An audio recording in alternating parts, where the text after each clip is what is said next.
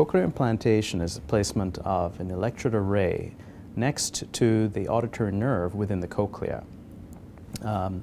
This is a device that will stimulate that nerve to deliver important speech information to the central nervous system. There is an internal device that is placed during a 2-hour procedure, and once healing has completed within a few weeks, an external device, similar in appearance to that of a hearing aid, is then placed on the ear to communicate with that internal device.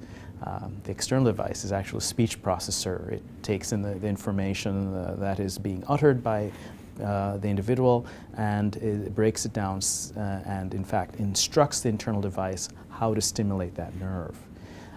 The procedure is very well tolerated as an outpatient procedure, again about 2 hours long. We do over 200 a year here at Johns Hopkins of these procedures. The activation of the device, again, occurs about 4 weeks after the surgery.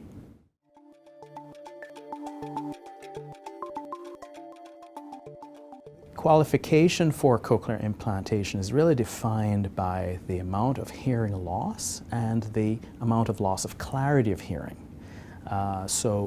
Individuals with severe to profound sensory hearing loss are candidates, but more importantly is the level of speech discrimination that those individuals experience with hearing aids.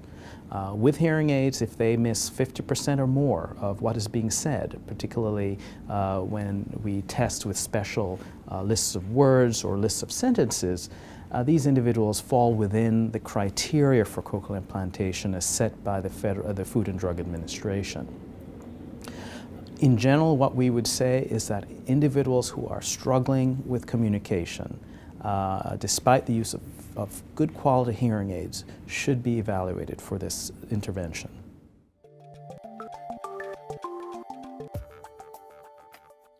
When we talk about age restrictions, it's probably reasonable to talk about the two ends of the age spectrum, of the age continuum. Let's start with the youngest children, for whom the Food and Drug Administration has set guidelines for us to implant at 12 months of age or older. And it is our experience and that of the studies that we've conducted here that the younger the better, and so the closer we can implant to 1 year of age, the better the outcomes. In this group, speech discrimination testing is not feasible because they don't have language, and so we are very much dependent on physiologic testing such as auditory brainstem response testing, and an outcome of severe to profound hearing loss would place that child at high risk for language delay and therefore a good candidate for cochlear implantation. Now let's turn our attention to the older members of our community. Elderly patients are the fastest growing demographic in our population of patients, and we find that we are able to safely perform this surgery in older patients as old as in their 90s. I would say that restrictions to surgery would include health conditions that might make the procedure, and particularly the anesthetic, unsafe to them.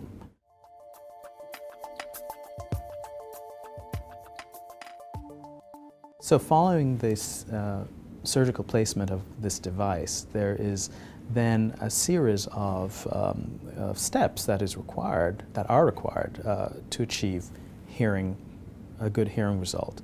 And this really represents a major commitment on the part of the patient and us, the providers. And we work together on this over the course of months to years. After 4 to 6 weeks of healing and recovery from the surgery, an activation process takes place whereby the external device is programmed to meet the hearing loss requirements of that individual. And that activation process is repeated over 3 visits in a very short period of time to optimize the hearing experience. And indeed, the patient will start to experience hearing of various levels within that period of time. that can vary anything from from beeps to full-fledged speech and with understanding. And there's a tremendous range in what that experience is. But what is very important to point out is that this intervention does not cure hearing loss. It does not cure deafness. That the individual will continue to have a hearing deficit and will continue to be hard of hearing, will continue to need to learn how to compensate for that hearing loss. What's most exciting and what's quite feasible is that their ability to independently understand speech and participate in communication will increase over the course of months to years. The first 6 months are in fact quite important in terms of seeing the largest gains in speech discrimination. And again, the outcomes can range from a continued need to lip read to minimal need to lip read. And this can vary tremendously from person to person.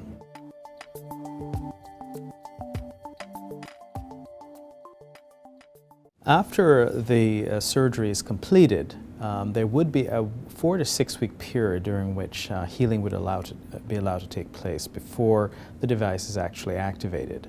The activation of the device involves the programming of the external speech processor. And this occurs over the course of a 3-appointment session within a course of a week. And the expectation is that there would be significant hearing improvement, but that this would be an ongoing process, that there would continue to be increasing clarity of hearing over the ensuing weeks to months. This is not a quick fix, and it does involve or require quite a bit of investment of time and effort on the part of the individual patient and the team that's supporting that individual. The expectation is that most of the improvement in speech clarity would occur in the first 3 to 6 months, with a continued improvement, particularly in more difficult listening situations, for several months to even years thereafter. And so, no, there isn't a complete restoration of hearing immediately, nor might there, and there might continue to be significant hearing impairment even with the device. But what we expect to see is that there is a marked improvement in awareness of environmental sounds and a growing ability to understand speech and communicate more effectively.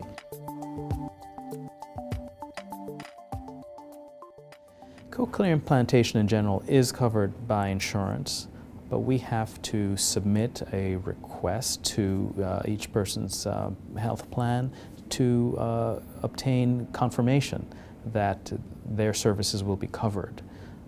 So in general, yes, private health insurance, Medicare and Medicaid cover these services, but this would be determined at the time of scheduling for surgery.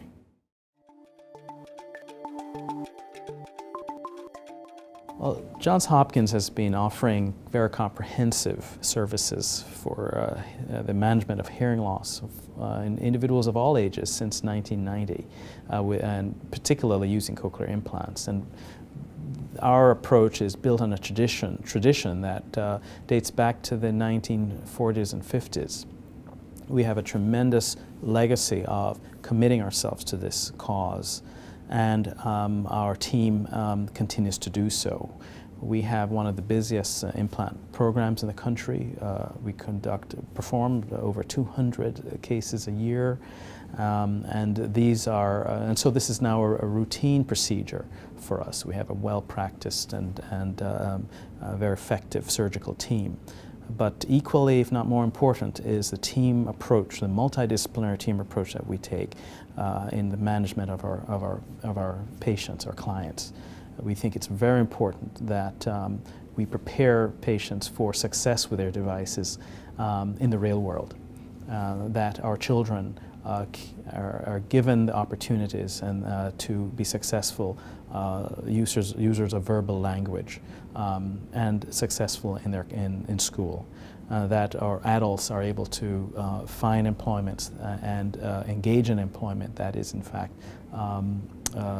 where their speech perception abilities are supported.